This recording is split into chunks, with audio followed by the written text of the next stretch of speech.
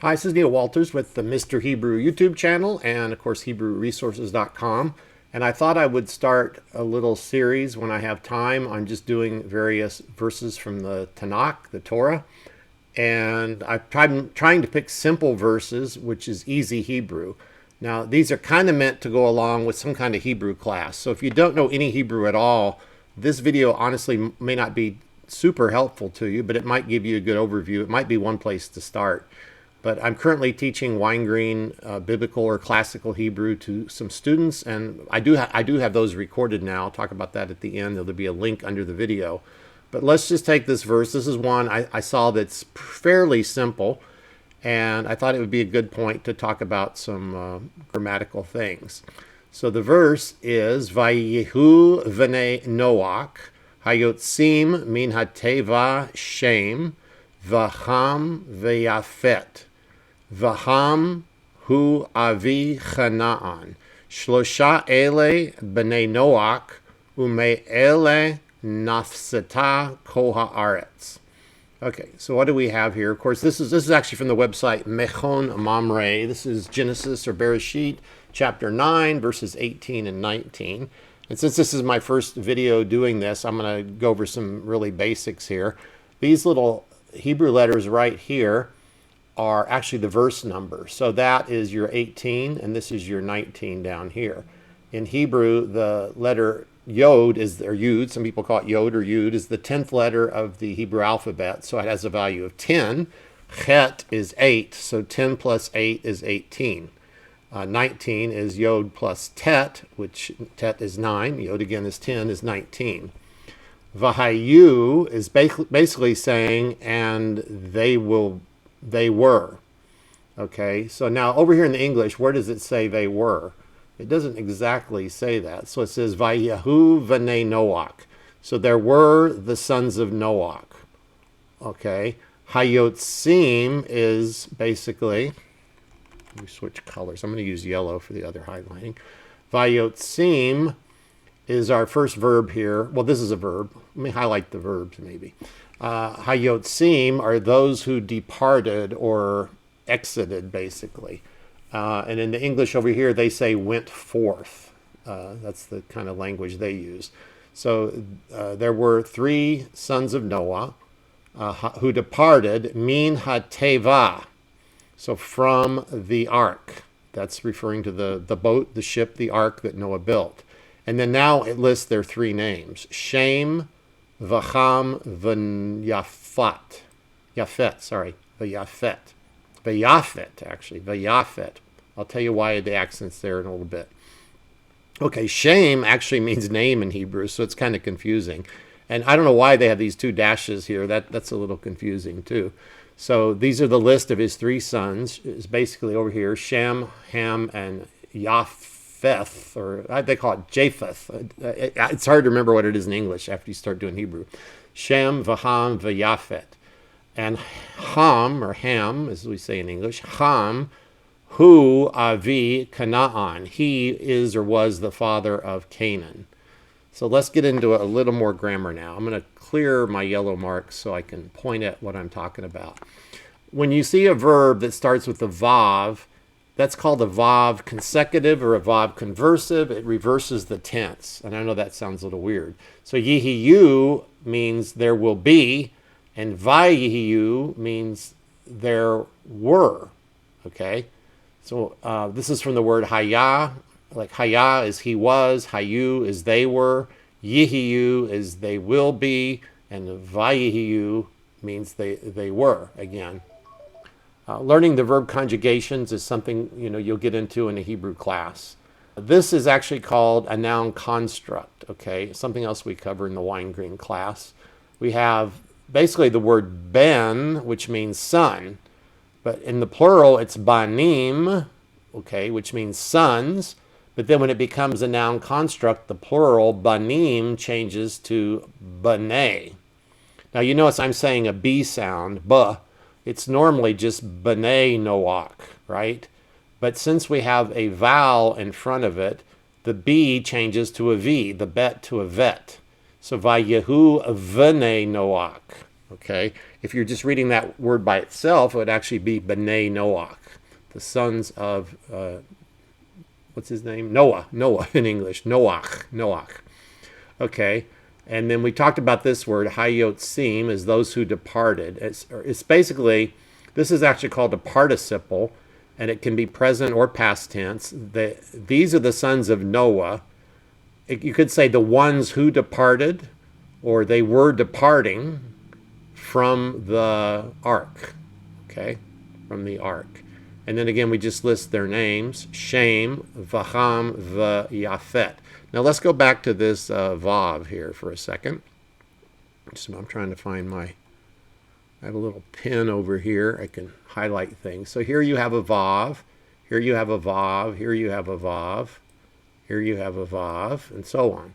So a lot of words in Hebrew will start with a Vav. So at the beginning of a verse, this is kind of telling you it's like a continuation of a story, like something happened before, and then this happened, and then this happened, and then this happened.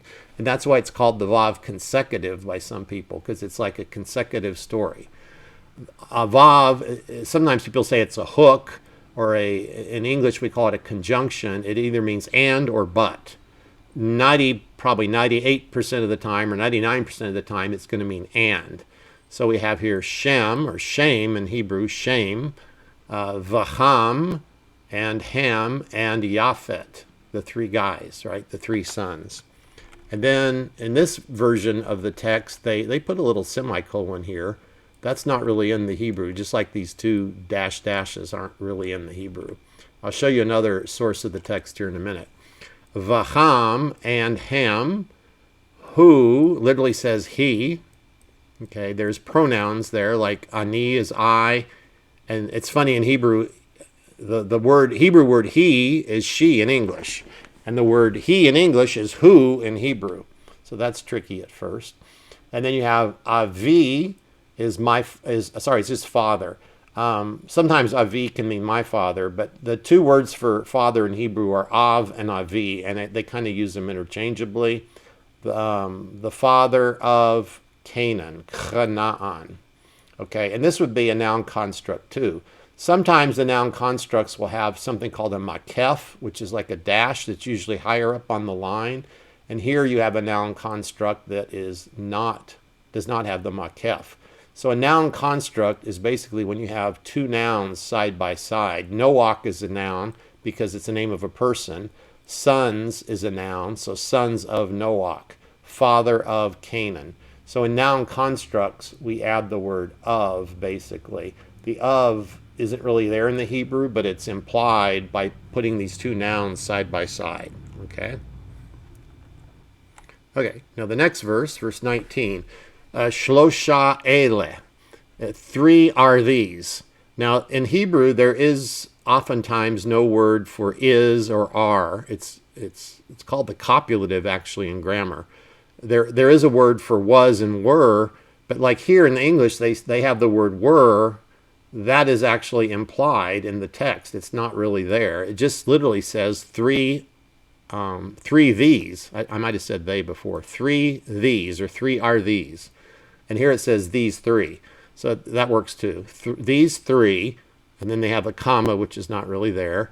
B'nai Noach. So these three were the sons of Noach. So they're just saying that because these two phrases are close together, we need to put the word were there to kind of show us in English what it means. So these three were the sons of Noach.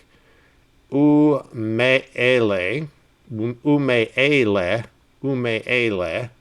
and of these, and so literally it says here, and from these. To me, the mam prefix means from, and here we have our friend the vav again, which we discussed above. Now sometimes, the vav looks like this. Lots of times it's going to have different symbols under it. Sometimes it'll be a shva, like that.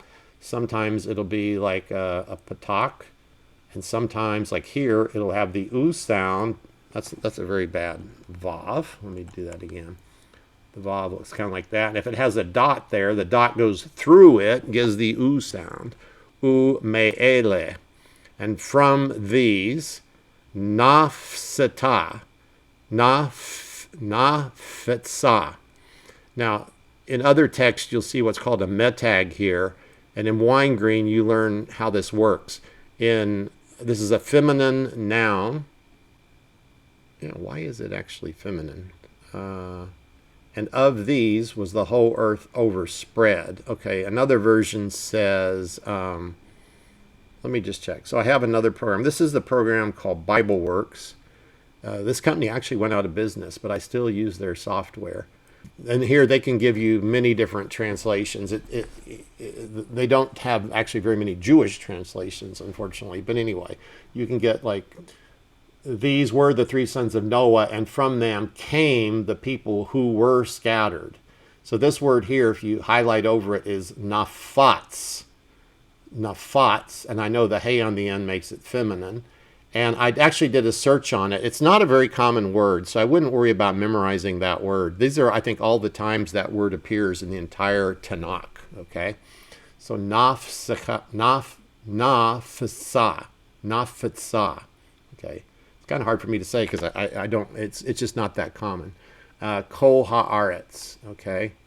And you can see here it means basically, it either means shattered, dashed to pieces, or dispersed. So basically saying that these people were scattered or dispersed or dashed to pieces all through the earth. Okay. So let's look at this again. These three, the sons of Noah, and from them, nafetsa, Kohaaretz. Of these was the whole earth overspread. So they, instead of saying dispersed, they use the word overspread. There's also another word for scattered, which is pazer. They didn't use that word here for some reason. Kol haaretz. So here we kind of have a noun construct, haaretz. So aretz means land. Haaretz means the land. Kol haaretz means all the land. So that becomes one phrase, basically. Okay. I just want to point out something I said earlier. So here you have B'nai Noach, and here you have B'nai Noach. And notice that here, since it had the U in front of it, the B sound changes to a V sound. And here it stays as the B sound because there is no, well, you do sort of have a vowel. You kind of have a sagol, but that word ends with a hey, and there's kind of like a pause there. So that's why that is not a V, okay? Now here's another site I'd like to recommend for you. It's from Chabad.org. Chabad, of course, is a Jewish organization group, and they have a lot of good material on their website, but this is called their trope trainer, basically.